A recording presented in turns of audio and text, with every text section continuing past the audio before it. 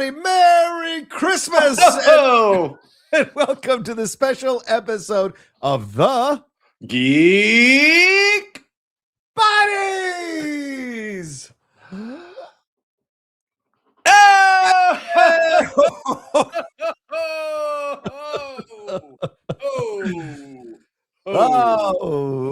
We are recording this on Christmas Eve. It will be out on Christmas Eve. So if you're watching it on Christmas Eve, Merry Christmas Eve. If you're watching it tomorrow on Christmas, Merry Christmas. We thought we'd record a special episode for you all and have a little fun talking about a couple of the topics from the world of entertainment and also getting into our spoiler review for Avatar Fire and Ash and ending it by talking about our 10 favorite things or our favorite things to do geeky-wise at Christmas. So maybe giving a little hint for some of you all who might be looking to spend your day watching some geeky stuff you hadn't thought about trying out.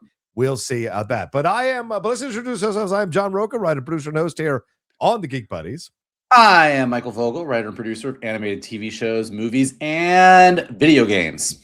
And how are you, Michael? How are you preparing? How's Christmas going for you? Where are you at in the frame of mind? And I love the hat. Is that a Jack Skellington hat? Like, what is that hat? What is that? It's just a Santa hat. It's just a long one. Okay. All right. Santa hats come in all shapes and sizes. Some are small, some are long. So yeah, it's size doesn't matter when it comes to a Santa hat. Any Santa hat can do what it needs to do. I feel a little inadequate. No. Don't feel inadequate, John. It doesn't matter how big your Santa hat is. It matters how much joy you bring with it. I'm good. I went me and some of our buddies made a quick trip to Orlando earlier this past week, last weekend, and did a quick Disney World trip.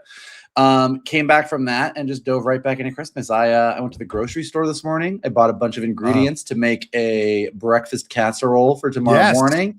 I'm wrapping presents by the tree, and I'm having an eggnog chai from Starbucks. I'm feeling festive. I'm feeling ready for the holidays. That's right. That's fantastic. Yeah, well, it's just been we've been preparing the house. We got everything squared away for the last few days. Been nice. I have your gift to open on Christmas morning. It's the only one under the tree right now because we already gave our gifts to each other here in this house. But looking forward to it. I can't wait to see all the photos. And for those of you who are watching, send us your Christmas. What did you get for Christmas? Send us some pictures or photos on social media online. Let's take a look and see what you got. See if you got anything fun overall. And maybe by next year, if I can get my ass in gear, we'll have some Geek Buddies merchandise that you all can give gifts for Christmas. That would be good. We should do it. That's a New Year's resolution is Geek Buddies. The geekiest present that I bought for somebody this year is not what you or Shannon got, although you guys got nice, normally geeky things. And I know he's not listening to this, so it's not going to get ruined in time. But I bought one of our friends. I bought a Two-Face coin. Oh, like a replica Two-Face coin. And I was like, this is the geekiest present that I bought this year. Is it a person who loves Two-Face or just you thought they would get a kick out of it? It is a person who forced me to watch Batman Forever against my will to explain to me why it's a better movie than I think it is. Wow. That's a tough ask, Mike, because listen, that movie does not hold up. I learned to respect aspects of it, thus why the Two-Face coin is the gift, but it's still not my favorite. Reminds me of the time I had to watch Attack of the Clones and had to at least kind of try to enjoy the experience. So yeah, I see what you're coming. Yeah, that's a rough one. Attack of the Clones is the second hardest Star Wars movie to watch after Rise of Skywalker. Oh, God, yes. Ray Sky. Who are you? What's your name? Yeah, exactly. All right, well, let's get into things here. Let's start it off, and as I said, we're going to talk some geek news items from the week, but then we'll get into our review and our talk about Christmas geeky things to do. But let's start here, Mike. We have to start here. I feel like I've talked about this trailer for 2 or 3 days now, but I haven't talked about it with you, and that is the Avengers Doomsday trailer, the teaser trailer that dropped here with Chris Evans back as Steve Rogers, even though he claimed as early as a year ago that he was not coming back. He had moved on. He appreciates everybody asking the questions, but he is not coming back. Well, clearly he is. And it's no accident that they're leading with this particular trailer. So let's just get your thoughts on the trailer first. We'll move on to the other aspects of the Avengers Doomsday stuff that dropped. Your thoughts? Well, we did talk about it a little bit when it leaked. And I was, as Shannon pointed out, very grumpy about the trailer and the concept. Maybe I'm a little bit less grumpy now, but I'm still very hesitant. I just think that, I went to go see Avatar Fire and Ash. Yes. And I was in the theater, packed theater, very like vocal theater. Like this is a theater everyone's cheering for Nicole Kidman when she comes up. Like the Odyssey IMAX trailer came on, which I know we're going to talk about in a minute, and people like were like going crazy. And then this trailer came on, and it was pretty silent in the theater. Wow. Like, nobody really. Granted, it leaked; people knew about it ahead of time, but I just don't think this trailer is doing for them what they were hoping it was going to do. Okay. I don't know that. Now, look, that doesn't mean to say I got in an argument with somebody at a party, and they were like, "Well, Steve Rogers being in the movie is a bad idea." And I was like, "Look, you can't actually say whether it's a good idea or a bad idea until you see the movie. Like maybe they have figured something out." I think when we talked about it a couple weeks ago, I had said that the rumors being that what Steve Rogers did when he went to go be with Peggy kind of upset the timeline, and he's going to be responsible for the multiverse collapsing. And I still hope they don't do that, because I think I like the happy ending that he gets in Endgame, and I don't want that to be pulled out from under us. But look, once they decided to make Robert Downey Jr. Dr. Doom, and however that's going to work out, bringing Chris Evans back so that you have a Cap Tony story, like maybe it's the way to go. I don't know, but it definitely seems like nobody is excited. Yeah, it feels that way too. Quite a lot of people respond in the same way, Michael. I don't know how many people actually saw the leaked trailer, so I can't imagine that there were hundreds of millions of people who watched it. So it was more a matter of like people seeing in the theater, and there wasn't that strong of a response, because I think people just kind of assumed he was coming back, and there's no real action in the trailer. I think seeing it in 4K, like on YouTube, I did a reaction for it because I hadn't seen most of it. I was like, this is a nice little intro, but it really does not much to excite you. Yes, the baby's a nice reveal, him grabbing his old Captain America outfit. But I think what they're doing here by coming out a little like chill is just laying the groundwork a little bit. Like it's clear that he's going to be the focus. I don't think they would have led with him if he wasn't going to be the focus. The baby thing, though, is interesting now, because I've been hearing rumors that that's going to be Doom's plan, is to essentially take the children of the Avengers, the young Avengers, so to speak, and that's Mark Stevens. So I don't know. If this movie is Doom collecting super babies, Marvel's done. I'm gonna tell you right now, if this is the Doom is like, bring me your babies, and I'm gonna put them in a baby machine to control the universe with their quantum signature. If this is a baby collection movie, they're sunk. I will tell you right now, they are sunk. I don't. You just said if we don't see the movie, we can't judge if it's a good idea or not. I can listen. Yes. Because look,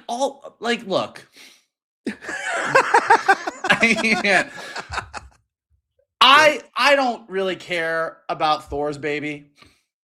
He has a young child. I don't care about Thor's child that Thor is raising at the end. I'm not saying they should ignore it, but it's like, if Doom is like, if I can have Thor's baby and Captain America's baby and Reed Richards' baby, then I can rule all. Like, boof. But I mean, the rumors are he's lost his family, and maybe this is his way of exacting revenge. I will make you feel what I felt. I will take your children from you. And this could be Ant-Man's baby as well as his daughter, not a Cassie. baby, his daughter, Cassie, yeah. Catherine Newton coming back. Like, there's all kinds of ways you can go with this that could be interesting, and maybe in some way get people back on board with a Young Avengers approach with Champions, that supposed Champion series that might be coming or might not be coming. It might be a way of doing that, but I hear you. You are more optimistic than I am about the great baby hunt of 2026. I can't. And I should say, I want to back up. I should say, I know that I have seen people excited on Twitter. Like, I have seen people being like, "We are so back." I'm excited. So obviously, some of you guys are excited about it. That's awesome. But yeah, I just think that I have a feeling Marvel's kind of panicking right now. I think that they thought that Chris Evans, Steve Rogers will return in Avengers Doomsday, that we were all going to be like, oh, fuck yeah, here we go. And just people, by and large, are going, okay. It was a double whammy, because they also, in the IMAX screening of Fire and Ash, showed like the newer trailer for Mandalorian and Grogu. Oh yeah. And Yeah, look, yeah. I love me Star Wars and I love me the MCU when I love it, but man, those two trailers landed like lead balloons. Now, to your point, and I know we're going to talk about, I think what Jeff leaked said he had heard, but maybe at the end of this little run of, okay, Steve is back. Right. He's got a baby. Thor is coming in hot, and we learn what we learn about Thor, and then we see these other trailers, and by the end of it, we have a little bit more of a sense of what's going on. Maybe we're more excited.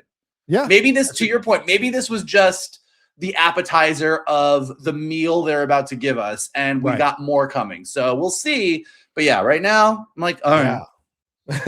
Well, speaking of more coming, Jeff revealed this on the hot mic last night as we're recording this, that according to his sources, and Jeff does vet his sources. I know some people like say he doesn't. He does. According to his sources, the next trailer after the Thor trailer, which is supposed to come out this weekend, Michael, will be Fox's X-Men who are in the movie, in Avengers Doomsday. They will get their own trailer as a teaser trailer. No one else has been saying this. They've said that it's going to be Captain America, Thor, Doom, and then a full-on trailer for it. But this is what it's going to be supposedly next week after Thor this weekend. And then the next one is supposedly going to be the Fantastic Four with the Wakanda Warriors as well as a combo to be part of Fantastic Four, Wakanda Warriors, possibly. And we will not be getting a Doom-centric trailer because they want to save Doom for later on, maybe for the Super Bowl spot in February or March, whatever the Super Bowl is. But your thoughts on that, Michael? Do you believe this, or do you like this if this is the approach? I don't know that I believe, I don't know what the movie, again, we keep saying, I don't know the story. So I don't know why you would put Fantastic Four and the Wakanda Warriors in a trailer together. I don't know why those two, if they're each going to be sort of their standalone, like Steve Rogers is here. This is what Thor's doing. The X-Men makes sense. Okay. They know we're all hyped about X-Men. It's the nostalgia. It's the nostalgia of the X-Men we had combined with the excitement of mutants finally coming into the MCU. So that makes sense. A Fantastic Four trailer makes sense. A Wakanda Warriors trailer makes sense. Those two together, I don't know. But you see what they're doing. Like, they are setting the table for the teams that we're going to see and how it's all going to relate. Look, man, I do hope that I'm like, wow, they got me. Shannon more than either of us. Shannon wants that Marvel feeling back so bad. Yeah. He wants it so bad. And I'm kind of like, I would like them to get back there. And I do think they can. I think that there's a good story out there that could absolutely blow us away. But I also, if I moved on from these things to other things that made me more excited and it was time, I'd be like, okay. Yeah. Let me ask you this. About the Steve Rogers. Yeah. Do you feel like there's a lot of talk about, is this racist towards Sam? Is this fucked up towards Sam? What are your feelings on the Sam Wilson is now Captain America? Oh, psych. Steve Rogers is back. Yeah. I think again, we don't know the story, but a lot of people are saying it feels like, oh, you just pulled the rug out from under us. We thought Sam was our new Cap. Yeah, it's a good question. I think it's more a matter of that they were really clear in saying Steve Rogers is back. Steve Rogers is coming back in Doomsday. They didn't say Captain America is coming back. It said Steve Rogers. I think there's a reason for that. Him pulling out his old uniform, that was just to get people excited and blah, blah, blah. But I don't know if this is necessarily the Cap we're seeing is our 616 Cap. I don't know what Cap this is. And I don't know what role, because the baby thing is interesting. I don't know where that's coming. And why wasn't Peggy in the trailer? Well, that's another John, when a man and a woman love each other very, very much. Yes, no, I know how a baby happens. I'm just saying I don't know what the storyline with the baby is supposed to be, in terms of showing that. So for me, I think Sam is going to stay Captain America. People who think Chris Evans is coming back now to reclaim the mantle and go forward with this don't understand who Chris Evans is as a person and how politically aware Chris Evans is as a person. And I really doubt that Chris Evans would be like, oh yeah, bring me back so I can replace the black guy. There's no fucking way that Chris Evans would agree to do that. I don't care how much money you backed up into his driveway, because Chris has enough money. And if Chris was chasing money, he would be doing bigger films and find his way into like Jurassic World or something. He could have easily played the Jonathan Bailey character, no problem. No offense to Jonathan Bailey. But like, I think there's the thing with Chris Evans has an approach to it. So I don't think in any way, shape, or form that he would take the role if that's what the role is going to be. I think he'd take the role if it's to help Sam get over the hump to really be accepted as the Captain America. I think that's something Evans would absolutely do. So I don't buy that they're bringing him back to replace him, because I don't think Chris wants to go past Secret Wars, to be honest with you. Downey well, Jr. I don't know that Anthony Mackie's going past Secret Wars. Well, that's a fair point too. We don't know what the situation's going to be for sure and how they're going to do this. So, yeah. What about you? Do you think he's coming back to replace him? Of course, turn the question back around to you. What do you think? I don't think he's coming back to replace. I do think you are right that it is very clear that Steve Rogers is coming back, and Steve Rogers is an important part of the story. I do think he's probably our Steve Rogers. Okay. It's the same house that our Steve was in. Like, I mean, it doesn't have to be. It could be, but like, I understand if Robert Downey Jr. ends up being a Tony Stark our Tony Stark is dead, but like, I understand this is a Tony Stark variant that something happened that sent him down a bad road. Right. Having hey, here's a Steve Rogers that doesn't know any of the people that he's going to be helping out is kind of like, Whereas if it's our That's Steve fair. Coming back, you're like, okay, I get that feels better to me. But I think even if he's not, look, I don't think Steve Rogers coming back into the movie or not coming back into the movie changes the fact that Sam Wilson's Captain America doesn't really have the same gravitas. Like, and I don't think that has anything to do. Look, there's absolutely the racist right wingers out there who are like, why do you do this, Captain America? Like, that's, I don't care. I'm perfectly happy for Sam Wilson as a character to be Captain America. But I think that just given Falcon and Winter Soldier and Brave New World's performance and quality, I just don't think he ever had the opportunity to get where he would have needed to get. And so I think now you're walking into this movie and Sam running an Avengers team alongside a second Avengers team and them sort of competing with each other all works fine. But I do understand call it, we need to bring in the heavy hitters, or call it, we're really desperate and let's try and put a giant Band-Aid on it. Either way, I understand the reasoning behind their decision. Yeah. 100%. Even if I don't fully agree with it yet. Yeah. No, I'm with you on that. 100%.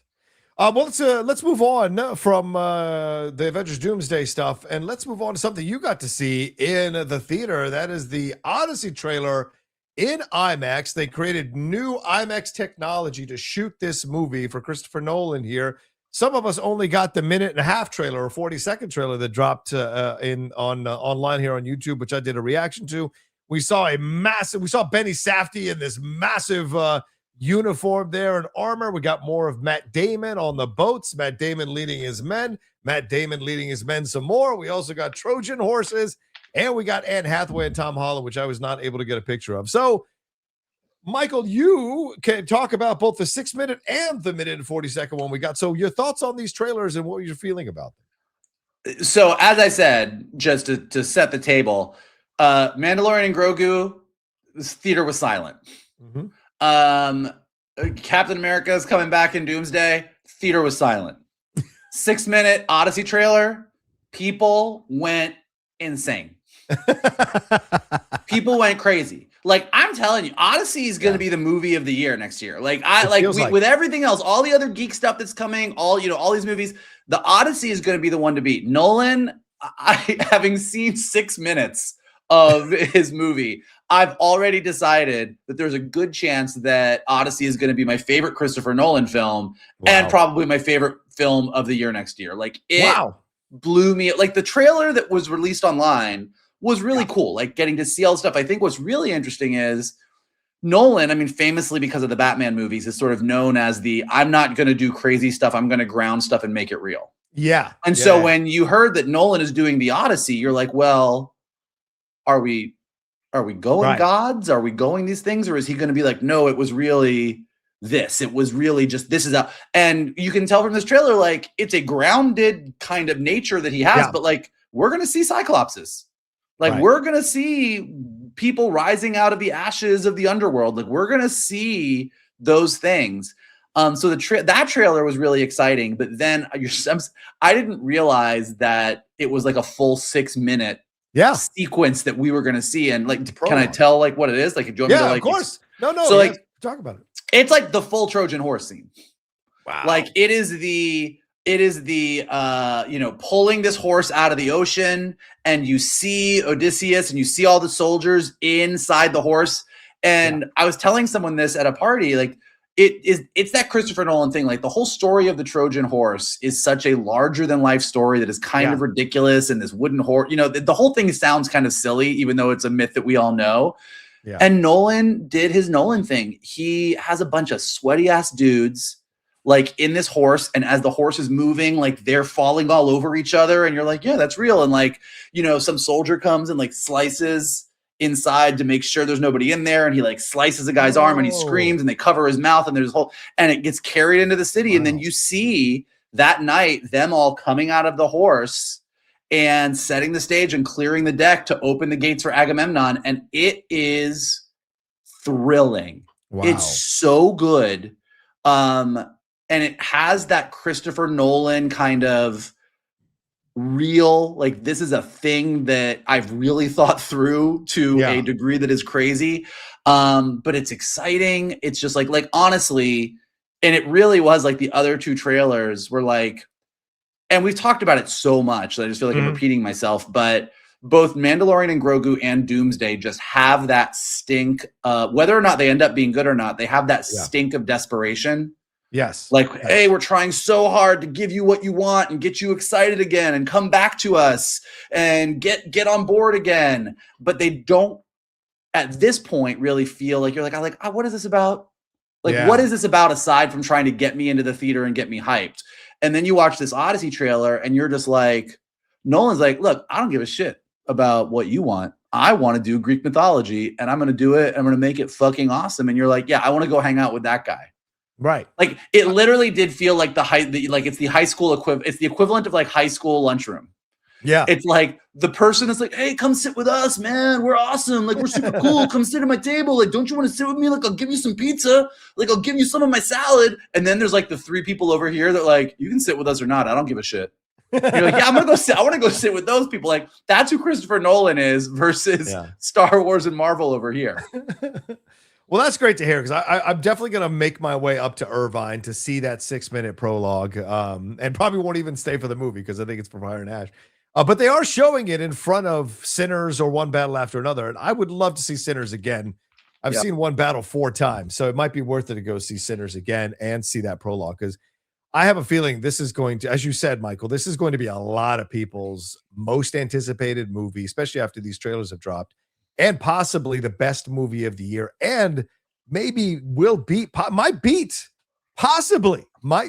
Doomsday or Spider-Man overall in the geek hearts of people who go to see these movies, and that would be amazing. I mean, there's a reason all those 70mm screenings before a trailer even dropped or pictures were even out, all those 70mm screenings sold out for next year for the Odyssey because people are obsessed with Nolan. And dude, I tweeted this out this morning. They're going to write books about this guy down the road, about how he was able to be that rare thing in this day and age, that rare auteur that can make a crap ton of money at the box office, get hundreds of millions of views on his content there online, like trailers, and still be and appeal to be the auteur and appeal to a wide stream. There's not that many that can do it right now, Michael. Here's what's funny about it is that in a trailer where you have Anne Hathaway and Tom Holland and Matt Damon and just like this star-studded trailer, we're talking about is Nolan. Of course. Yes. Like all we're talking and you're right. He, I think Coogler is up there. I mean, I think Coogler's particularly after Sinners, like Coogler's getting there, but like Nolan 100% is that rarity. We've sort of, and maybe we're coming to an end, we'll see, but we've lived through the era of IP being the movie star. Like you didn't go see a Chris Evans movie, you didn't see a Robert Downey Jr. movie, you didn't see an Oscar Isaac movie, or or a Daisy Ridley movie. You saw a Star Wars movie, you saw a Marvel movie, you saw a DC movie. Nolan's the only one that kind of came out of it where you're like, I don't care what he does. Like he can do a space movie, he can do a superhero movie, he can do a movie about the bomb, and he can do Greek mythology. And you're like, yeah, I'm in. I don't even care. Yeah. If you could do back to back, if you could do a movie about a 1940s nuclear scientist and a movie from Greek mythology, and you're possibly going to make $1 billion in each of those situations, that's amazing. That's amazing to do nowadays. When everyone, especially when they're going to be almost 3-hour movies, I'm sure Odyssey going to be 3 hours. You can keep people's attention for that long in our TikTok world. It's a hell of an accomplishment. Yeah. Listen, I do think right now Odyssey's 100. I mean, the battle of Supergirl versus Doomsday versus Spider-Man versus Mandalorian and Grogu versus all these things. Like, there's just this constant. It's kind of the thing that Shannon misses. Like, look, I sometimes get annoyed at our geek culture and the way that we rip apart every trailer and that we argue and that we're all fighting about everything at all times. But it is also accurate to say that none of these trailers, the Supergirl trailer, the Chris Evans Doomsday trailer, the Mandalorian Grogu trailer, clearly have people who are excited, but in general, it hasn't like swept us up. Yes, and the Odyssey, the Odyssey, for the most part, everything about it is just sweeping people up. He's doing that thing that all these other big brands can't do right now. Yep, 100%. He's a brand unto himself, which is amazing to see that happen for sure. All right, well, let's move on to another big brand and a director who is a brand unto himself. Let's move on to James Cameron's Avatar: Fire and Ash. It is out in theaters now, as Michael mentioned. He went to see it. I've seen it as well. We are going to do a spoiler review here for a few minutes, talking about the movie. Michael, a lot in this movie was seen. We had a lot of visuals that went through this movie as well. We check back in with the Sully clan, and they're dealing with the loss of their son from the last movie, trying to put stuff together. We get ourselves a new clan, the Ash clan here, that is led by the great Una Chaplin, voicing it over, get more with Kiri and her journey connecting to Ewa and the mother of the planet there, and everything that went down here. And it leads us all to a massive battle by the end, with everybody getting involved, including Jake and Quaritch and all this stuff happening. So your thoughts and Spider can breathe now on Pandora. So your thoughts on this movie, your feelings about this movie before we get into a little bit of the specifics. Your tells are so well, what do you think about this movie? I guess Spider can breathe. Here's what I think. Here's what I think about this movie. I am an unabashed and proud lover of Avatar and Pandora. That you are. I think they're great. I love them. I love the experience of going to the movie. So the one thing that I think is undeniable and that you have to agree with, and whether you like the movies or not, you have to agree, like, sitting in an IMAX theater with 3D glasses on, watching what James Cameron did just from a technical standpoint, never ceases to not be amazing. You're 100% right. It is a jaw-dropping achievement. This world that he created, and that he's not satisfied with just, does it look good enough? Like, in a world where we rip apart movies and visual effects and say the visual effects teams didn't get enough time to do it good, or it didn't look good because of this, or everyone's getting lazy, or why are all the colors sort of muddled? Like, all the things we complain about, James Cameron's like, fuck you, I'm playing on a completely different level. Yes. Like, it just looks insane. Yeah. Like, it's insanely good to look at. Now, from a movie standpoint, I do love all of the movies, and I really enjoyed the third movie. But I do think the big issue that James Cameron has is, in the third movie, he goes back and repeats a few too many beats from the other movies. And I think that is I've heard a lot of people say it, but it's interesting because this is actually James Cameron's magic trick. And it's been his magic trick for the better part of his career. When James Cameron does a sequel, he almost always I mean, he hasn't done that many sequels, but in his sequels, he basically does the exact same movie over again, but bigger. Like Terminator 2 follows most of the beats of Terminator 1. Okay. Aliens is the exact same movie as Alien, except instead of, oh, I'm going back for my cat, I'm going back for the girl. And instead of I'm going to blow up the ship, I'm going to blow up a planet. Like, oh, the alien is still on the ship with me. Nope, the queen alien is still on the, like, he does it. And I think he tried to do it here where he was like, okay, in the first movie, I gave you a battle in the sky with the Banshees and the RDA. And in the second movie, I gave you a battle in the ocean with the whales and the RDA. So in the third movie, I'm going to do the sky and the water and all of it. And you got to the end of the movie and you're like, I feel like this is the exact same battle we saw in the last movie. So I think in that respect, it does feel like this one feels like a little bit not as new as it should have felt. Yeah. That's my big critique. That being said, I love the characters. And I love that we picked up right where it left off. And I loved Neytiri dealing with her grief. And I loved Jake kind of being a Marine dad who didn't really know how to talk to his son after the death of his other son. I think Quaritch has gone from being a one-dimensional, silly villain in the first movie to being one of the most interesting characters in the entire franchise. I think the Sully kids are cool. I think some of the action sequences that did feel new, like Neytiri freeing Jake from the RDA and like blowing the shit out of everything is great. And I think Varang and the Ashen are super, super interesting. So there was a lot that I was really, really into, but I would have to agree that you just got to some moments where you're like, all right, and we are back at the reef and we are back with the whales and all right. Okay. We're still in a fight about whether the whales should fight or not, which is what we did in the last movie. So there's definitely that aspect of it.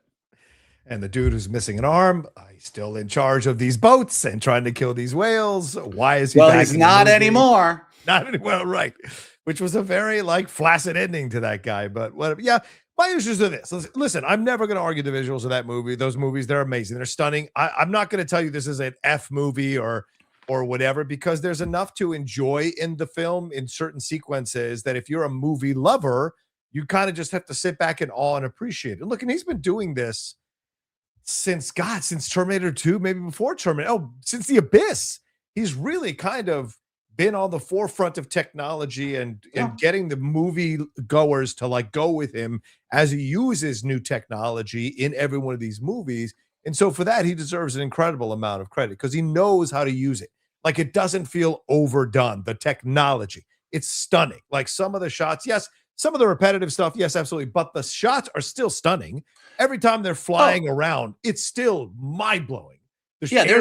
From a story standpoint, there's like the watching everybody swim around under the water and go to AWA and talk to the whales. I'm like, we've seen like in some moments particularly like, oh, wow, look, Loak is being attacked underwater and he is hiding in a rock exactly the same way that he hid in a rock in the second movie. It still looks insane. Right. My problem is I think the issue with the movie now after the series after the third installment, we are still playing on the surface level of all this stuff. And it's gotten to me as a guy who like wants to see much more deeper conversations happening with these movies. It's getting a bit frustrating for me to watch these movies, especially a 3 hour. And if you can give me a 3 hour and 14-minute movie and you're only touching on some of the really nuanced, complex issues that you're bringing up in this franchise, I get a little bit like, well, what are we doing here? Because I know a lot of people push back and go, well, nobody goes for the story. Yeah, but the story is supposed to be what anchors you in these massive epics. And this is a fucking epic. And find me an epic that has a shitty story and is a great movie. You're not going to find it. Epics are great because the story and the visuals and the filmmaking are stunning here. And the problem Yes. is he brings you don't watch Lawrence of Arabia and go, well, it looks really pretty, but there's no story. There's no story. But with the thing here, but I think James and this is really complex place I'm in, because I think James introduces some interesting concepts. Clearly, the first film is about colonialism and indigenous people. The second film is about how we destroy the environment and the oceans, right? This film is much more about how does it work? How do we recover after war, the devastation of war, the PTSD of war, the people we lose in a war? How do we grieve? How do we cover? How do we put our families back together? How do different people grieve and find their way through it? But then just when we're getting those moments, we go right back into something else, or we get distracted by something else, or we don't quite follow it as strongly as we should. And the Quaritch character, Michael, you're absolutely right. He's moved on from being a one-dimensional character. There's almost like Colonel Lockjaw from one battle after another element to him in this movie, that he is like into the Navy. He's he's having sex with Varang, and there's this whole, and he's trying to figure out his relationship with Spider, and he's not even fully Quaritch because he's essentially a clone or a version of Quaritch. So there is much more to explore there. The idea of someone now who is cloned from a colonizer, having feelings for the creatures he is colonizing. Like there is something or the species he's colonizing, there's something really interesting to explore. The father-son stuff, they don't get into it enough, in my opinion, and then boom, the war happens. So we don't get to explore it. So that's my big issue with this this installment. I think that's fair. But where I would push back a little is like, I think that there's moments where you're getting into some of that deeper stuff. Like I think one of the best moments of the movie. Yes. Yeah. Well, I think one of the best scenes in the movie is when Jake and Natiri are talking, and Loak just ran off, and Jake says, I have nothing to say to him, because he's kind of a shitty dad. And then Natiri goes on to be like, I hate the sky people. I hate their pink skin. I hate their 5 fingers. And Jake is like, I'm a sky people. Like, do you hate our kids because they're half sky? Like, because Natiri is so like filled with hate about what the sky people have done to her home. And that she hates Spider. Like she's the one who's like, we should kill Spider. Great moment. Oh, Spider can breathe. And if humans can figure out how to do what's happened to Spider, they're all going to be able to breathe. And then they're just going to fucking take Pandora away from us. We should kill him. Like that was really interesting. Natiri struggling with this hatred. And I think this is where the movie does a really interesting thing. And I wish, to your point, we had pulled back on some of the repeat beats and really doubled down on this, because you have Quaritch is now a Na'vi, and he meets Varang, and his relationship with Varang mirrors almost exactly Jake's relationship with Natiri in the first movie.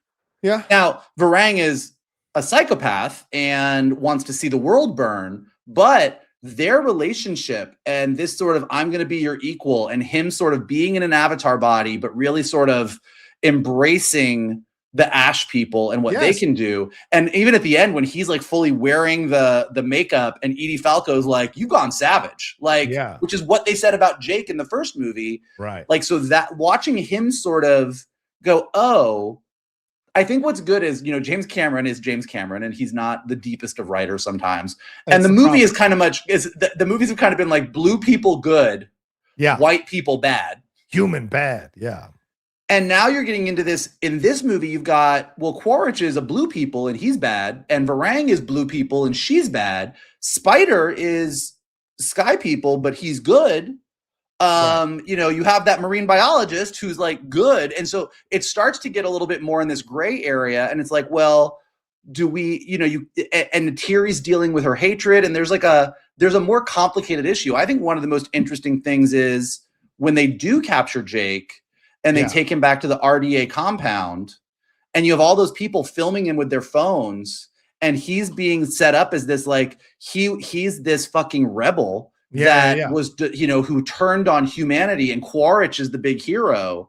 And the way that humanity was looking at this story, like, that was really interesting. So like James Cameron kind of hit these moments that I was like, oh, I'm into this. Right. And then it was like, all right, you got to go save the whales. And I'm like, man, we saved the whales the last time. Give me something new. Yeah. So we're on the same page. Like, I have no problem with the concept. I think the concepts are great that he's I think it's gutsy to introduce them in a format like this. He's not diving in deep to explore this stuff, which to me, and I know some people might get mad that I say this, but this is a white creator, a white director, a white writer. If you had people of native origin in the room to help him write this stuff, to explore the nuances of it, because even Varang's people, she's not necessarily bad. The problem is she doesn't go along with their political philosophy of how to deal with Pandora. Does that make her bad simply because she won't go along with what they're doing? So no, it's that she's a marauder who's killing and scalping people. But why is she doing that? Because she thinks that Pandora turned on her people, and the volcano came and killed her people. The lava did, and Eowyn was nowhere to be found. So she has turned against essentially God. So let's explore that. Let's explore yes. And that's my problem, right? Like she could still be bad in the end, right? No problem. But the fact that we label her bad immediately and don't explore it, these are the things that I think are the shortcomings of James Cameron in the end. And I like the first. Listen, I like the first two movies. Love the first one. It's just the problem with the third one is it felt like, okay, at this point we got to go deeper. Stop making these. It's just boring. So we're saying the same thing basically. Like I think the third movie I still really enjoy.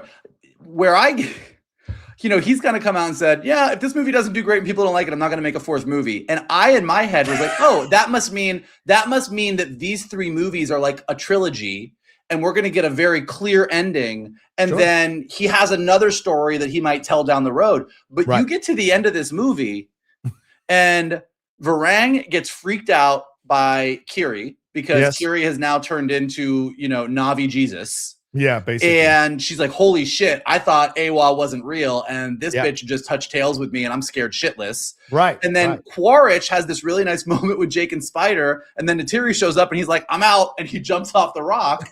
And the RDA is still there, and they're still powerful and like doing what they're doing. And I was like, James, you got to make another movie. Like, I need to know what happens. Like, you kind of... Go, yeah. You got to the end and I was like, well, that's not really an ending. Yeah. Like there's too many hanging threads here. I want to know where are we going? What's happening? So I agree with you, particularly. I think the first 2 hours of Fire and Ash, I'm actually pretty into it. There's a couple repeated beats. I'm pretty into it. It's that last hour where I'm like, I've watched the first two movies so many times, and you're not doing what you did with Terminator 2 and Aliens, where you took what you did and just supersized it on steroids. You just took the two things you did and you kind of said, and here it is again. Yeah. And then I'm not really ending the movie. And so I was like, look, it's enjoyable to watch. I will watch Banshees and Whales attack people all day long and be like, yeah, that looks cool. But it didn't have that, oh shit, we've hit another plateau. Yeah. And then your two main bad guys just run away. Yeah. And they all like connect with Awa and say, cool, we did it. And it was the end of the movie. And I was like, that's not an ending. Like I know some of you guys are like, yeah, let it end, let it die. Don't have him go make another Terminator movie, have him go do something else. I actually want a fourth Avatar movie because I want to see where this goes. I think this is his way of tricking people. Hey guys, if you don't go see it, I'm not going to make another one. And I left it kind of open-ended that you would want another one. So go see it. But right now the box office isn't as strong as the second or first one, but we'll see. Cause I mean, it's Christmas and we'll see if I think after the third weekend, we'll have a better understanding of where it is box office wise and where it is public perception wise for it. But certainly I would never tell people not to go see this movie. I just know for me, I'm tired of the same concepts and we're not diving deeper into this stuff because I think where he's going makes sense. It's logically evolving where it's supposed to be, this story, and you're bringing in some nuance with a tribe that doesn't feel the same way as the previous two tribes. Like, great, let's explore this. Let's have philosophical discussions so that when she connects to A1, as you said, and she is stunned by knowing that that it does exist, there's almost a sense of horror that she misread the signs completely and constructed entire reality and built and got everybody to follow her cult-like status as a leader to do the stuff that they've done now is in her entire life a fucking lie. Like, these are things that you can explore here, and they do. I really think, I mean, this is I'm going to say something really broad that if you did change this, it would change a ton of the movie. But I think when Jake was in that cell, in the RDA, and then Neytiri dressed up as the Ashen and came in and then just started fucking devastating the place. Right. And you had that whole action sequence. Like that was a set piece that we've not seen before. Yes, agreed. Like the human encampment that's being built and a full out assault on that. I was like, man, if you had sort of moved things around and made that the last hour of the movie, that we've not seen before. Like that's interesting. Show me Neytiri, you know, like laying waste to this base, but then all of a sudden finding an area where the families are and having to make a choice of like, do I let these like sky people children die because they're going to grow up and fight my people, or do I help them? Which is kind of what they did with the spider beat. But yeah, like I just think like again, I'm a Pandora apologist, but I think there's enough in this movie. Particularly, here's how I really felt about it. Yeah, everything you're saying is right. And we're both kind of on the same page with what we thought was good and what we thought was not good. But I still came out of this movie going, whether or not he got there, James Cameron has something he's trying to say. Yes. Like he's trying to say something. Now, like you are not wrong about all the reasons that he doesn't get there. I totally agree with you. But again, I'm just going to go back to the trailer conversation. I love Mandalorian as a TV show. Yeah. I have no idea what that movie is about. I have no idea what it means for the bigger Star Wars universe. I have no idea what they're trying to say about hope or heroism or rebellions or standing up against whatever. Like, I don't know. Yeah. Doomsday, I'm like, we don't even know who's in the movie, who's not in the movie, what's happening. Like by this point with Infinity War, we're like, Thanos going to get the stones. Yeah. Like, I don't know what Doom wants. And they're being so cagey about it. And it's like, I think that audiences, you know, to what you were saying about the story is what matters, and it is. Yeah. The story matters, caring about the characters matters, but knowing that the creative people making the movie have something to say. The only reason that we as geeks care about men and women in spandex or galaxies far, far away or wizards or magic or anything is all of these stories break down to, I'm going to make every sacrifice to protect my family. Yeah. I think love is the most important thing in the world. I think that revenge is all I want, but then when I get it, I realize that I'm cold and empty on the inside and I've become what I hated. Like, you know, it's the Christopher Nolan Dark Knight. You either die the hero or you live long enough to see yourself become the villain. Like there's these ideas that we care about. And so many of the big IP brands that we love, I feel like are devoid of ideas. So even though Avatar 3 is not as good as Avatar 1 and 2, I still like that James Cameron is like, I want to talk about colonialism. I want to talk about the environment. I want to talk about how two people that hate each other need to come together. Is it clumsy? Yes. Does he repeat beats? Absolutely. Does it not quite get where we want it to be? Yes. 100% clear. But at least he's trying to talk about something where so many of the other brands and IP that we love just feel like they're not. Or repeating the same messages in those other brands. And I hear you. Absolutely.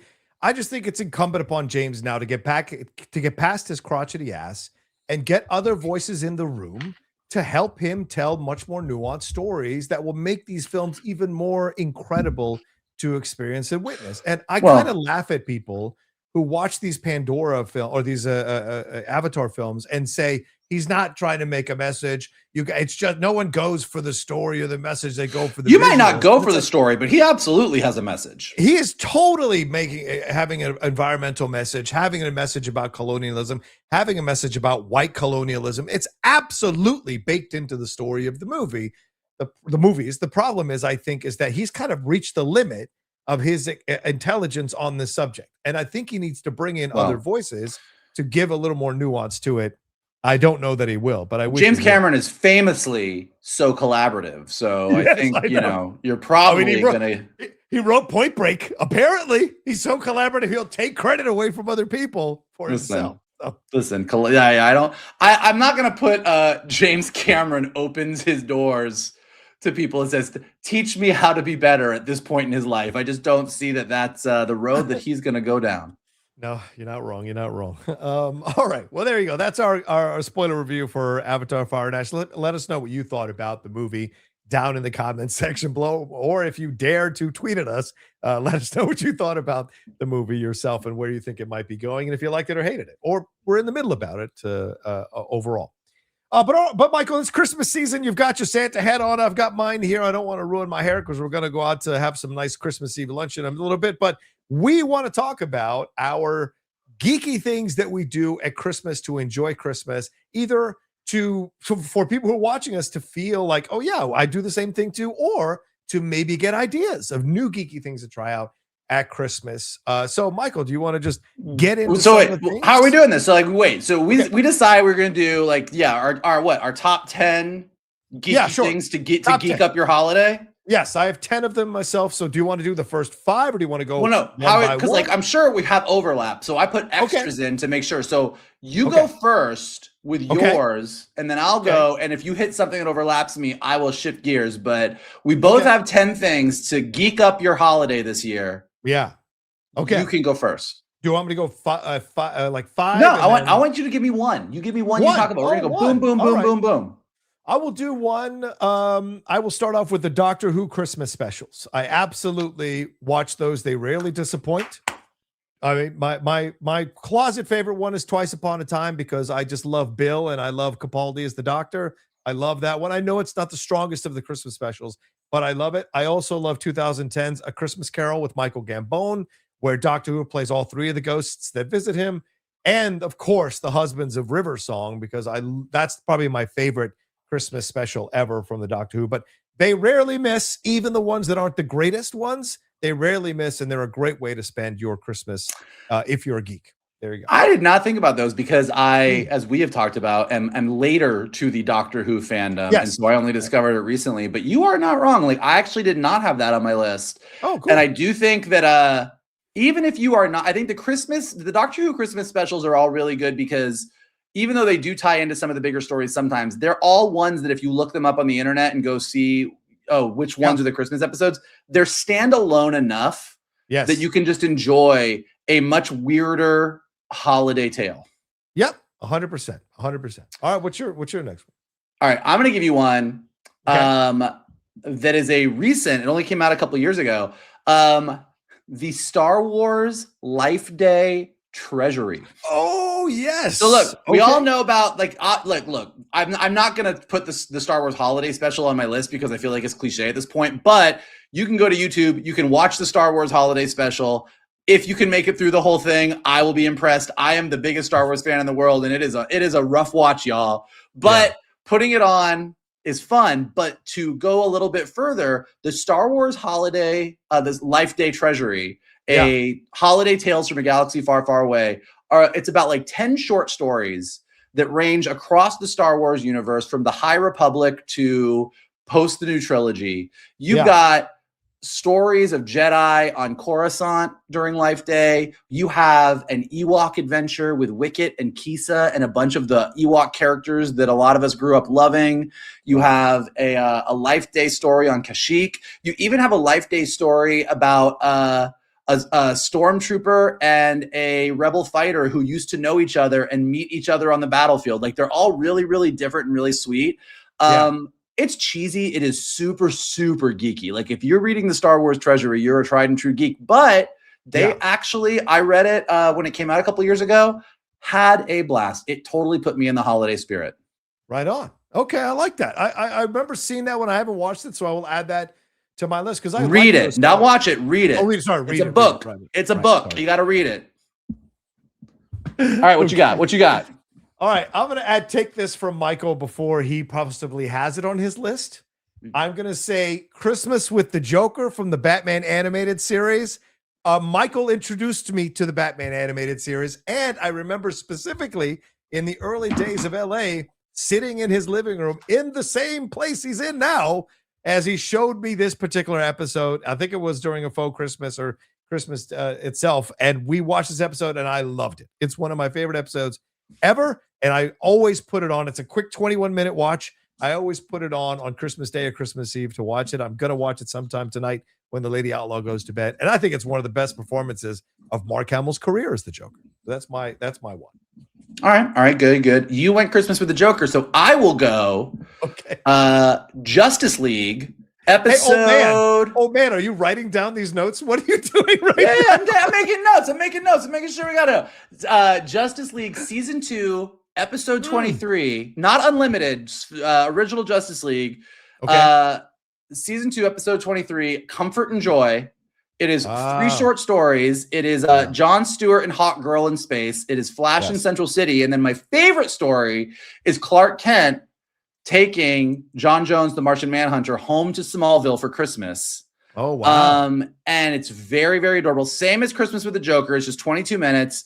But it, to me, of all of the superhero holiday things you can watch, including Christmas with the Joker, Comfort and Joy is my absolute favorite, mainly because of the Superman Martian Manhunter story. All right. I'm putting that on my list. Justice League, Comfort and Joy. I have not seen that one. Okay.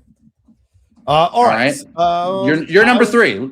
Okay, so my number 3 is absolutely the Hawkeye series. I mean, I think this, speaking of recent installments, Shannon talks about it on our show all the time, Michael, and with us personally. I love to watch Hawkeye at Christmas. I break it up into half the season and the next half the next day. So I enjoy watching that series. And I just love the energy and the vibe. And it gives me a smile.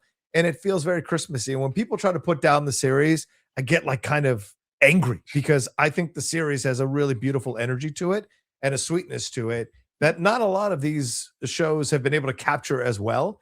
And so I think it's a perfect thing to watch at Christmas. So the Hawkeye series itself. I usually do it at Thanksgiving, but it like sort of like gets me into the holidays. But actually, I didn't do it this year. I will agree with you. I think that of all of the Marvel TV shows, and however you feel about them, you know, like I think there's more that don't work than do work. The 2 that I think are the most rewatchable, and it's seasonal, is I think Hawkeye during the holidays and during Halloween. I did it this year. Agatha All Along is an easy, like you're like, I will watch the shit out of that. So Hawkeye's good.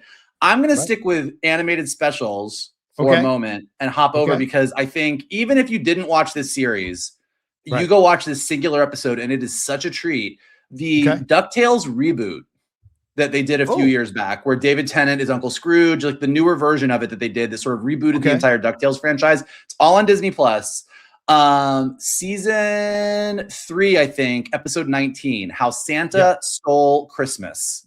Ooh, it is basically about how Uncle Scrooge has had a beef with Santa for years. They do not speak to each other. And then Santa shows up at Uncle Scrooge's mansion and needs his help. And it's about Scrooge and Huey, Dewey, Louie, Webby and the gang helping Santa. But you also get the whole backstory on why Santa and Scrooge have had this beef. And it is so weird and so fun. And it is just a great 22 minutes. But yeah, DuckTales, How Santa Stole Christmas. Basically, Scrooge is like, the entire Christmas thing was my idea and Santa stole it. And I've stopped speaking to him. So it's wild. So definitely go check that one out. Okay. I like that one. I'm going to go animated movie. And again, another recent one that I've really enjoyed the last few years watching every Christmas season. And that's Klaus, the one that's on Netflix, right? I mean, that is, I know Michael gives me shit all the time that I don't watch a lot of animated stuff. And it's fair. It's a fair criticism. But when I watch something and I love it, I love to revisit it. And I love to revisit Klaus. I think it's just, the animation style is utterly gorgeous. I love the story that's being told. I even like the Zara Larsson song, which I immediately downloaded after I watched it the first time and still listen to on my Christmas mix. And I just think it's an incredibly beautiful story that is fun and interesting and weird and slightly European in its approach, which kind of gets my attention when I watch it. So highly recommend Klaus on Netflix if you guys haven't seen it, which is the origin of Santa Claus. I tweeted about it yesterday, and I agree. I watched it yesterday. It hits every year. It makes me feel Christmassy. I think it's one of the most perfect Santa stories that's out there. 100%. So highly agree, highly recommend. I'm going to switch gears again. Okay. So look, I know we all, if you are a Muppet fan, Muppet Christmas Carol is one of the all-time greats. And we can all argue that Muppet Christmas Carol is one of the best adaptations of the Charles Dickens story. But I agree. And I do watch it every year, but that is not my choice. That is not the one I'm choosing, although you should absolutely watch it. If you're a hardcore Muppet fan, go to YouTube and look up Muppet Family Christmas, the TV special from like the 80s. There's like a couple like not good versions that are a little fuzzy, but there's actually, I found a version this year that's like real high definition. Nice. Muppet Family Christmas, where Fozzie, Kermit, and the Muppets go to Fozzie's mom's farmhouse for the holidays, but she was about to leave for Hawaii when they all show up, and they all invade her house for Christmas. But then the Sesame Street gang also shows up. Yeah. The Fraggles make an appearance. This was like Avengers Endgame for puppets. Like it was like everybody comes together for a big family Christmas at Fozzie's mom's house. Yeah. It was a TV special back in the day. It is like pure Muppet insanity. It's so good. Miss Piggy is trying to get to the farmhouse by Christmas. Kermit's worried about her. There's a blizzard. Big Bird is it. The Swedish chef thinks he's going to cook Big Bird for the Christmas turkey. Like it is gold. So if you do like Muppet Christmas Carol, if you are a Muppet fan, or even if you're not a Muppet fan, maybe you could become a Muppet fan. But I would highly recommend Muppet Family Christmas to geek up your holiday Christmas season.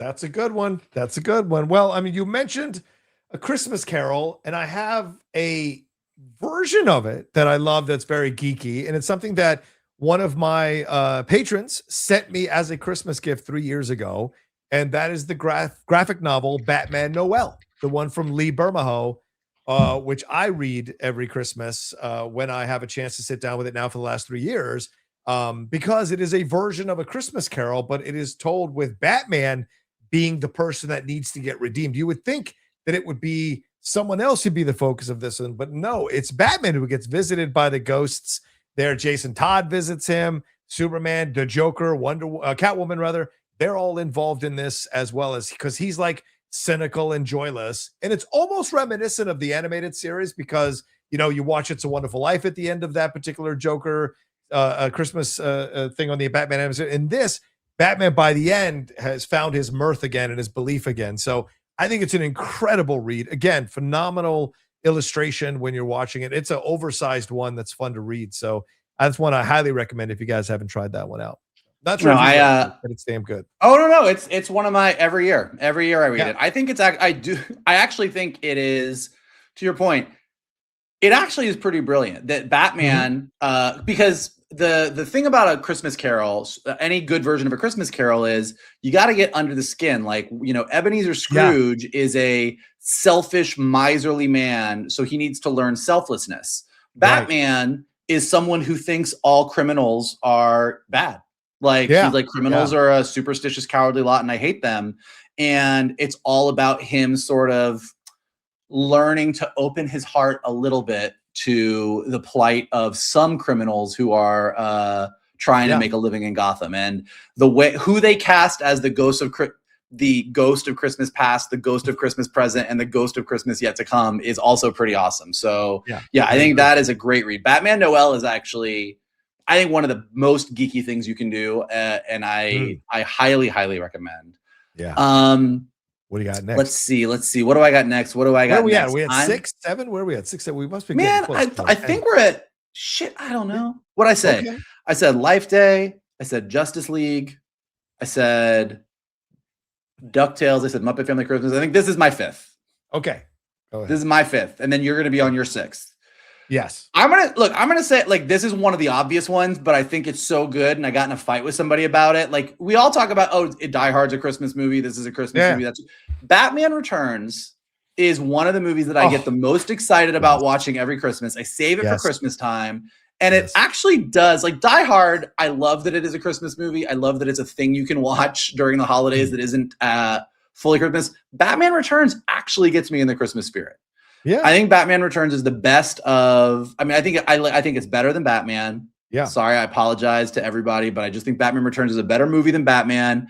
I think Michelle Pfeiffer's performance as Catwoman is great, but it actually is kind of, it gives you those Christmas vibes. Like, everything about it. The end of that movie is, Alfred and Bruce Wayne in the car, and it's like, Merry Christmas, Alfred, Merry Christmas, Mr. Wayne, peace on earth, goodwill towards men. So I know that we all know that Batman Returns is a Christmas movie, but I'm just taking it and claiming it because I think it's that good. That's a great point. I absolutely agree with you. That is absolutely a Christmas movie, and it is better than the first Batman movie. I don't care what anybody says. You know why? Because you don't have Robert Wool in it. I think that's the number one reason. He is? in it. But not really. Oh, no, not Robert Wool. I was thinking not Robert Wool. Robert Wool's not, you're right. He's not in it. Yeah, he's not in it. So he's the best part of it not being it. So I'm very happy. But I enjoy that movie. Still good. And you have a great classic Christopher Walken performance. Yawn. It's good stuff. Staying with movies, I'm going to cheat a little bit, and I'm going to say the Will Ferrell double feature of Elf and now Spirited. I know Ryan Reynolds and I haven't had the best relationship over the last year and a half, but I still enjoy watching Spirited. I was like kind of forced to watch the film a couple of years ago, and then just felt like this was a great thing. And Michael and Shannon loved the movie, and so we've joked about it in the past. And so I lined it up this year, watched it yesterday, both of them back to back, Elf and Spirited, and they're an enjoyable watch back to back. And so I say that's my cheat of one selection, 2 Will Ferrell films for one. I don't know about all right. I'll give you that one. Okay. I am going to stick with holiday specials on YouTube. Although you could also watch it on HBO Max. Okay. You want to go and see something wild and be really, really geeky? Go watch the Pee-wee's Playhouse Christmas special from back in the day. They did a whole holiday special. It's got Whoopi Goldberg. It's got Joan Rivers. It's got Katie Lang. It's got Annette Funicello and Frankie Avalon. Like, it is so bizarre and so vintage Pee Wee Herman. If anybody watched the documentary on Pee Wee that came out this past year on HBO Max, which is really awesome and amazing and also really sad and heartbreaking. This is Pee Wee in his prime. This is Pee Wee when he was truly the most popular thing in the world. And it is just a wild, fun, ridiculous holiday romp. Yeah. Good suggestion. I got to check that one out. I will take this one. I guess I'll have to go with this one. I'm going to go with another animated choice, much more an anime film. And again, this is one that Michael introduced me to. We went to see it together in West LA, Tokyo Godfathers. And it is based choice. From Satoshi Kon, one of my favorite anime films ever. And I only watch it at Christmas because there's something like precious about this film that I thoroughly loved. It's based on a great Western that John Wayne was in, The Three Godfathers. And I couldn't believe how much I enjoyed this movie. We saw it in the theater. And so I've made it I don't watch it every Christmas, but I certainly try to watch it every Christmas. And I do make it an appointment viewing for myself. I just think it's a beautifully drawn anime. It's a beautiful story. And no matter how cynical or angry or frustrated or crazy I may be sometimes, there are films that kind of reduce me to a puddle of tears, and Tokyo Godfathers is one of them. And so I love to revisit it at Christmas for sure. So, yeah. All right. This isn't strictly speaking geeky, but I always try and throw it onto every list that I can. And I guess given the cast, you can argue that there's some geek cred to it. And we're actually watching it tonight at my friend's house for Christmas Eve. It is The Night Before. Oh, yeah. Great film. Love that. Seth Rogen, Anthony Mackie. Why am I forgetting his name? Third Rock from the Sun. Joseph Gordon-Levitt. Gordon-Levitt. Yeah. You got Mindy Kaling in there. You got Michael Shannon in there. It's just a wild, wild cast. And it's about 3 best friends who have celebrated the night before Christmas and gotten super fucked up every year ever since Joseph Gordon-Levitt's parents died. And it's the last year that they're going to do it. And they're going to have a crazy wild night. And it is a crazy, crazy wild night movie. And it's, there's so many Christmas movies that are heartfelt and pure and beautiful and you love them. And this is a movie where you got mushrooms, you got Molly, you got cocaine, you got drinking, you got sex, you got Miley Cyrus singing Wrecking Ball. It is a wild, crazy romp. And if things are getting a little too saccharine on your holiday, I highly recommend popping this one on. And they've got really good storylines. Anthony Mackie is an athlete who is confronting the fact that he's using performance-enhancing drugs to stay in the game. What does that mean? And everyone is trying to repair their relationship with it because they think he's gotten too big for his britches. Joseph Gordon-Levitt, kind of mirroring 500 Days of Summer, is dealing with the end of a relationship. Is he at fault? Is she at fault? And Seth Rogen is dealing with the fact that he's a new husband and what that all means and the responsibilities of all of that. So amidst all the madness, there's some really genuine human stories that all 3 of these guys are going through. separately and then with their own friendship, trying to figure that out by the end as well, which I think is damn good. I love that movie for sure. Well, another one I will add movie-wise for geekiness, I think this barely qualifies, but I think it qualifies, is Kiss Kiss Bang Bang. I mean, Robert Downey Jr. is in it, so I feel like that qualifies for geekiness, so to speak. But that's a great Shane Black movie who did Iron Man 3. Him and Val Kilmer, the chemistry they have throughout the whole movie. Christmas movie? I feel like it's a Christmas movie. She's wearing a Christmas outfit. She's wearing a Santa outfit. It occurs at winter. I think that qualifies. Michelle Monaghan. I mean, don't make me bring up a picture. I think that qualifies as a Christmas. All right, I'll give it to you. People can let us know. You threw Tokyo Godfathers in there, and that one really impressed me. So I'm going to give you Kiss Kiss Bang Bang either way. She's wearing a Santa outfit. All right, anyway.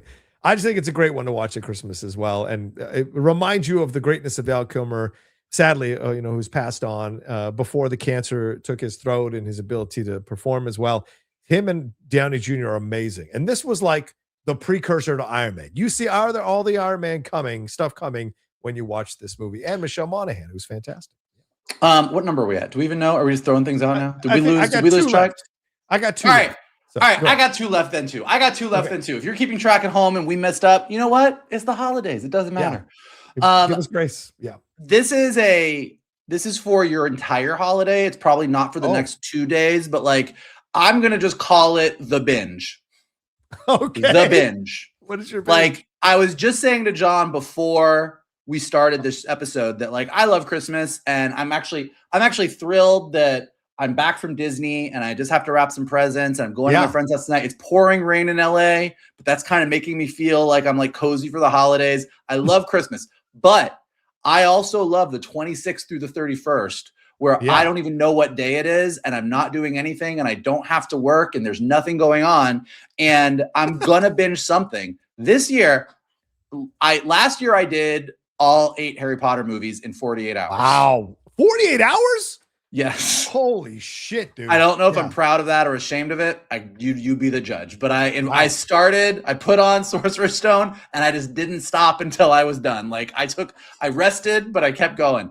I'm gonna do Lord of the Rings extended edition again this year, which I haven't done in a couple of years. I took a break and did Harry Potter before. You don't roll your eyes. All 3 of them, or just the first one? Yes. No, you do all 3. That's what I'm saying. You have this moment where you don't have to go to work. Hopefully, some of you do. That's but true. Like, if you have time off, if you don't have to go to work, if you're on vacation, if you're at your parents' house or your family's house, and you're like, I need a break, I'm gonna go lock myself.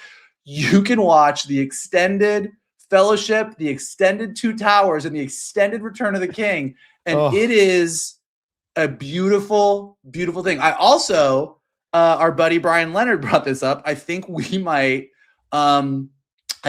in one day do the new Star Wars trilogy. We're gonna for good or for ill. Wow. He's like, I haven't seen Rise of Skywalker since I saw it in theaters, and I was like, well, okay. Yeah. So I think we're gonna do Force Awakens, Last Jedi, and Rise of Skywalker, and see how we feel about it afterwards. Okay. Good luck with all that. All right. So then I guess I will throw in the real easy one, which we've tried to kind of be out there with some of our choices, but I have to throw at least our Charlie Brown Christmas in there. Of course, I watch that every year. I love the Vincent Guaraldi score. And although it may not be specifically geeky, I think Charlie Brown is a geeky guy. So I think it qualifies for geekiness. And it always melts my heart every year. So I love watching that thing. It's on Apple TV now, I think, and probably going to be on Sony soon. But yeah, I love Charlie Brown. I love Peanuts. I love The Great Pumpkin. The Christmas special, I love the music. I can never quite do it because when I was a kid, I love Christmas. It's a little too Jesus-y for me at the end. It's a little like, I'm like, oh, look, they're having a good time. It's Christmas. And then they're like, Jesus. And I was like, oh, I went and hid behind my menorah.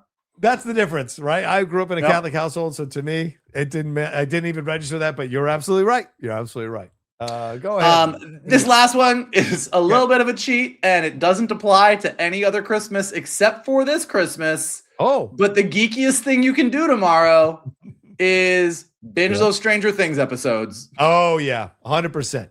We have co-op this. Yes, we have moved our traditional holiday viewing schedule around to go, oh, we're watching Stranger Things. There's a couple people coming over to my house on Christmas Day, and I told them they had to catch up. But I was like, if you want to come over tomorrow, you got to catch up today because this is what's happening. There'll be no asking what's going on during you got to catch up. There's no asking what's happening, who's with what or whatever. You got to come ready to watch these specials. I am so excited, even though it isn't even remotely Christmassy at all. But the fact that they were like, this is coming out on Christmas Day, I am so excited. Yeah, 100%. 100%. Well, there you go. I hope we gave you guys a lot of things to consider or think about in terms of geeky Christmas things you can do. Maybe we didn't each get to 10, but we got a lot of suggestions out there for you all. So some of you may have some time over the next few days. You got some days off or you've taken some days off. Maybe you want to sit and try some of this stuff out. Let us know what you think. Did you enjoy the comic books? Did you enjoy the movies, the YouTube specials, the TV specials, the animated films? Let us know what you thought about all of it. The comic books as well. When you tweeted us or let us know down in the comments section below. Michael, anything more you want to add to this as we wrap up our show? Oh man, speaking of wrap, I got to go wrap some presents. So let's do the thing. All right, here we go. Thank you all so much for watching. We hope you have a wonderful Christmas. Michael, what do we have to tell these wonderful people who are watching us right now? Well, if you would like to follow us, you can do so on Twitter at geek_buddies, on Instagram at _geek_buddies. If you would like to follow Mr. Rocha, you can do so at The Rocha Says. If you would like to follow me, you can do so at MKToon. And we would also like it if you smash that like button below, subscribe to Johnny's John Rocha page, check out all the amazing content he has got over there. Leave your comments below. What did you think of the Cap trailer? What do you think is coming up with these other trailers? What did you think of the Odyssey trailer? Did you see it in IMAX? When you saw it in IMAX, what did you think of Avatar Fire and Ash? And also, what geeky things did we miss and what geeky things are you doing for this holiday season? Let us know in the comments below. If you're listening to us on a podcast, leave us some stars and comments so we go up into the rankings. And if you are watching us on YouTube, you can retweet this video, post it on your socials, send it to your friends, and tell them to hang out with your buddies, the Geek Buddies. Yeah, and especially a big shout out to our brother Shannon McClung, who couldn't join us today because of work, but we will figure out what we're doing later on in the week. If we're going to do a show later on in the week, reviewing Stranger Things and reviewing the end of Pluribus. We got so much to talk about. We'll figure that out. So follow us on our social medias to see when we're announcing that as well. But the last thing I want to say, number one for all of us, is the biggest present we get every year is all of you following us and watching and listening to us wherever you download podcasts and whenever you come on to enjoy the live shows and the pre-recorded shows here on the Geek Buddies. The show wouldn't exist without you all. So we thank you from the three of us for being with us for another year. And we hope to get more people joining us here as we move into 2026. All right. Thank you all so much. Take care of yourselves. Be well. Our best to your families. And we'll talk to you next time with another brand new episode here of the Geek Buddies.